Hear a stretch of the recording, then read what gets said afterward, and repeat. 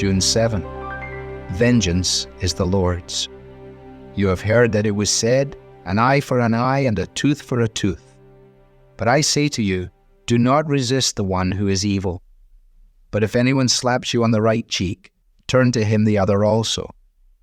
Matthew chapter 5, verses 38 and 39.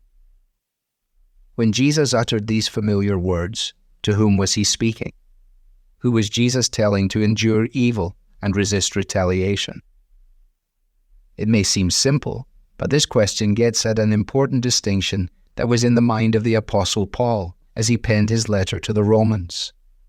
In chapter 12, he exhorts his readers to repay no one evil for evil and to overcome evil with good, echoing the Lord's teaching that we should turn the other cheek.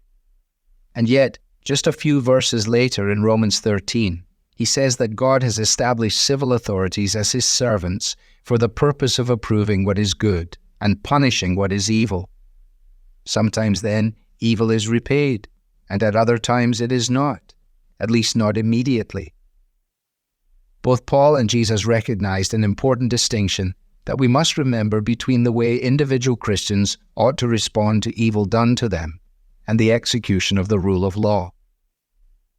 Christians are not to take justice into their own hands. Rather, we are to entrust the repayment of evil to the authorities God has put in place.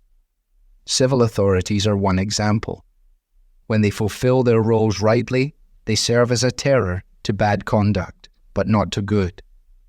They are there to faithfully execute the rule of law and to punish those who violate it. Understanding that God is perfectly just will free us to obey Jesus' command to turn the other cheek. This is not a call to pretend that the evil done to us is not evil or to embrace a despairing outlook that says there is no justice. Nor it is a call to accept, when we are victims, that we must not make recourse to the civil authorities. No, Christians are called to and can endure evil because vengeance belongs to the Lord. On occasion, he permits that vengeance to be carried out in this life as he authorizes human governments to bear the sword. But on the day of the Lord, he will be the one directly carrying out justice, and every evil done in his world will be repaid in full.